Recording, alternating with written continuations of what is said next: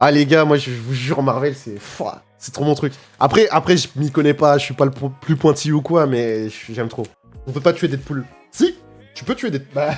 Bah, dans Deadpool Kills Deadpool, il en tue beaucoup, crois-moi. En gros, ils ont développé plein de méthodes pour tuer des Deadpool. T'as plein d'armes. C'était quoi? Des grenades à insectes mangeurs de chair? Un truc comme ça, c'est-à-dire que tu lances à un moment, t'as un Deadpool Wolverine. Et t'as un Deadpool Wolverine, il meurt comme ça. Et surtout qu'en fait, t'apprends que tous les Deadpool n'ont pas ce facteur auto-guérisseur. Pardon, c'est ça.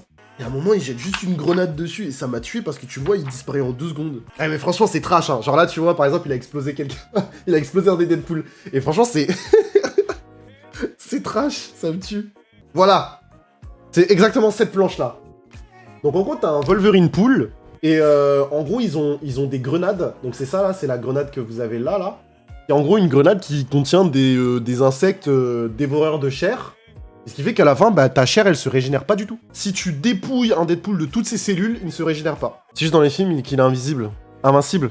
Mais même dans les films, il est pas invincible. Parce que regarde dans Deadpool 2, si vous avez vu Deadpool 2, mais après c'est pas un gros spoil, hein. Mais dans Deadpool 2, à un moment, il se fait capturer. Bah, par contre, ça, j'avoue, je comprends pas trop le move. En gros, ils ont créé un collier qui permet de désactiver les pouvoirs de tous les mutants. Et le truc, c'est que bah, Deadpool, quand il a ce collier-là, du coup, ça enlève ses pouvoirs auto-guérisseurs, ce qui fait que son cancer le tue. Parce que de base, Deadpool, le délire, c'est qu'il a un cancer, etc. Donc il a subi un traitement expérimental qui a fait qu'il a un facteur auto-guérisseur et qu'il est immortel un peu. Les comics Avengers ont l'air 100 fois mieux que les films. Mais j'ai jamais lu les comics Avengers. En fait, j'ai lu certains comics, genre j'ai lu des Spider-Man. En gros, Spider-Man, ils ont sorti une collection. Genre c'est la Spider-Man collection, un truc comme ça. Je crois que t'as 10 tomes. T'as ceux donc des années 60 jusqu'au plus récent. J'ai le 1 et le 9. Le 9, c'est parce qu'il y avait Miles Morales, donc forcément j'ai pris. Mais le 1, c'est vraiment genre ceux avec Stan Lee. Genre c'était Stan Lee qui les faisait et tout ça. Enfin, pas les dessins. De manière, les comics de n'importe quelle licence sont plus trash et détaillés que les films. L'expérience que tu vas avoir quand tu lis un comics n'est pas la même que celle que tu vas avoir quand tu regardes un film, tu vois. Je sais pas, c'est difficilement comparable, je trouve. Si c'est comme les gens qui comparent le livre au film, oui, ok, c'est la même histoire, mais en même temps, tout ce qui va être détaillé dans un livre,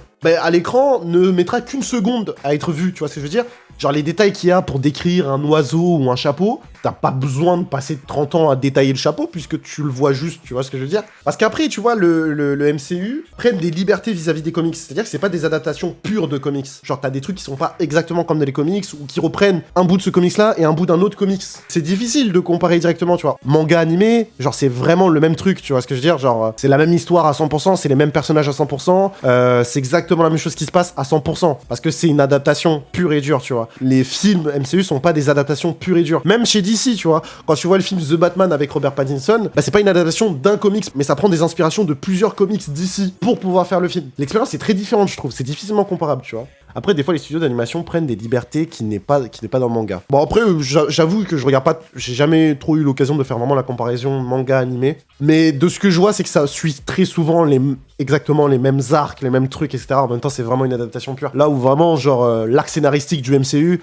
prend un tout autre tournant que celui des comics, tu vois. T'as les mêmes origin story, t'as les mêmes trucs, mais c'est pas forcément les mêmes crossovers, c'est pas forcément les mêmes événements exactement qui se passent de la même manière ou quoi. Tu vois, t'as vraiment des petites divergences, des petits détails qui font que c'est différent à droite à gauche. Et en même temps, c'est normal parce que t'as aussi un délire de licence dans le cinéma, genre le fait que Sony et Spider-Man, ça fait qu'il y a pas eu Spider-Man pendant un long moment dans les Avengers, alors que de base, il est dans les Avengers, tu vois. T'as plein de trucs comme ça. Nul à chier la fin, t'es un malade, frère. Oh, j'ai trop hâte.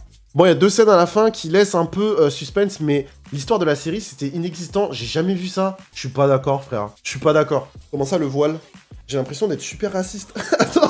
Non mais comment ça le voile? Tu vois, souvent, il y a beaucoup de séries ou de films, lorsque ça parle d'islam ou quoi, les gens se libèrent de ça, tu vois ce que je veux dire? Alors que dans Miss Marvel, leurs croyances, etc., les rendent plus forts, tu vois ce que je veux dire? Et je trouve ça super bien, dans le sens où ça vise à juste normaliser la chose, on va dire, et juste dire, bah oui, bah c'est comme ça, et puis voilà, on s'en fout, pas plus dramatique qu'autre chose. Tout comme, par exemple, dans Daredevil, dans la série Daredevil, Matt Murdock, qui est Daredevil, du coup, est avocat, il est aveugle, vous connaissez l'histoire, mais il est aussi très catholique, très chrétien, croit énormément en Dieu, etc. Et donc sa foi, tout au long de la série, l'accompagne et lui permet de le rendre un peu plus fort, on va dire, dans la question. C'est un message positif, tu vois. Après, vas-y, il y a toujours des gens pour faire des théories de ouf. Tu regardes toutes les théories qu'il y a autour du MCU, on s'en sort pas. Ah, Secret Wars, les gens pensent que ça va être Doctor Doom, Fatalis. Les gens pensent que ça va être par rapport à Fatalis. Qui est Fatalis? Fatalis, tu vois pas qui est Fatalis? Le grand méchant des 4 Fantastiques. Il y a un peu de tout là qui arrive. Je suis assez content. Black Adam, Shazam, Black Panther, tu vas voir Ant-Man, ça devrait arriver en 2023, je crois. Non, les films d'ici, en vrai, t'en as des pas mal, mais...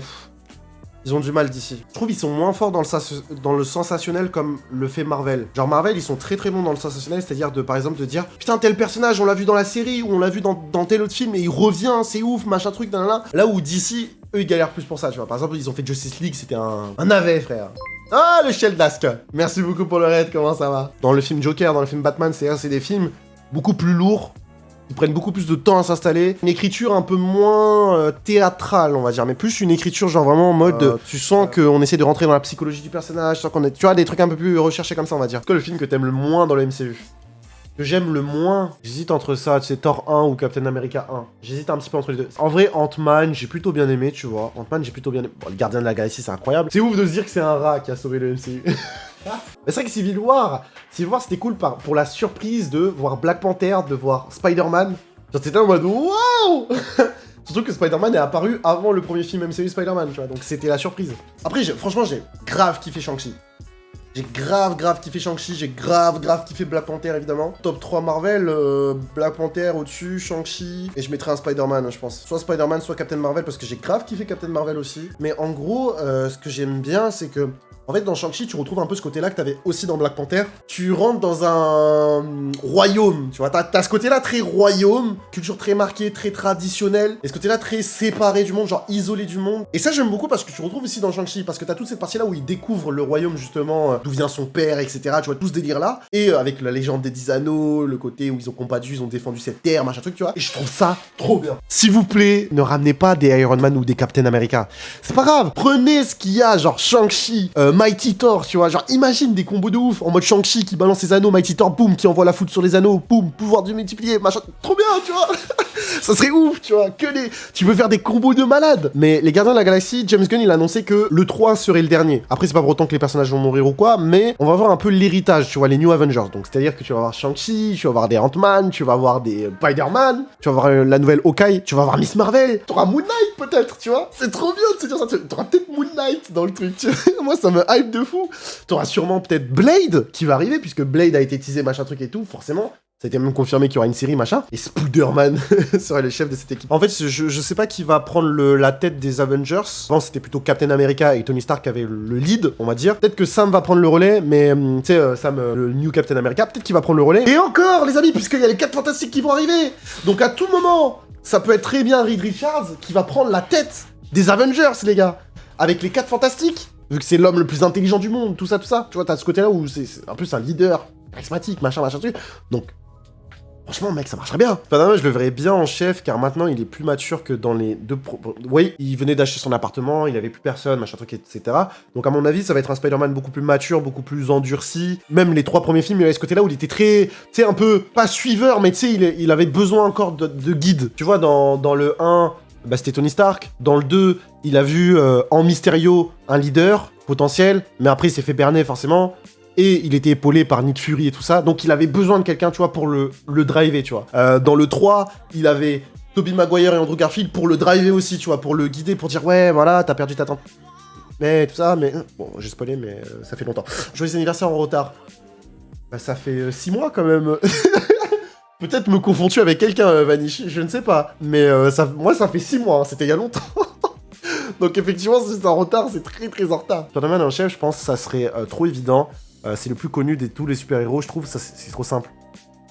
Bah, c'est pas parce que c'est simple que c'est mauvais. Justement, ça serait hyper intéressant de voir un Spider-Man qui sait affirmer, qui sait ce qu'il fait, qu'il est là en mode, c'est les gars, j'ai l'expérience, j'ai de quoi vous dire ce qu'il faut faire, tu vois ce que je veux dire. Holland n'avait pas dit que le rôle de Spider-Man c'était bientôt fini pour lui et qu'il allait sûrement céder sa place à une fille, potentiellement Michelle qui deviendrait Spider-Woman ou Spider-Gwen, et pas Spider-Gwen. Ils ont prévu une suite, donc forcément il va revenir. Après peut-être que ça sera son dernier Spider-Man, tu vois, ou peut-être pas. Peut-être que, voilà, peut-être que son personnage ne va pas complètement disparaître, mais revenir. Ou peut-être que Miles Morales va prendre la suite, peut-être que ça sera Spider-Gwen, peut-être que ça sera Spider-Woman, tu vois, on sait pas. Même si c'est pas la même origin story, Spider-Man devient le Spider-Man qu'on connaît tous, et ben c'est la même chose, c'est-à-dire que c'est les mêmes, c'est un peu les mêmes états émotionnels que la personne va passer, c'est-à-dire que bah t'as un membre, bah, pour notre Spidey Holland, c'est Tante May qui meurt, mais les autres c'était Oncle Ben.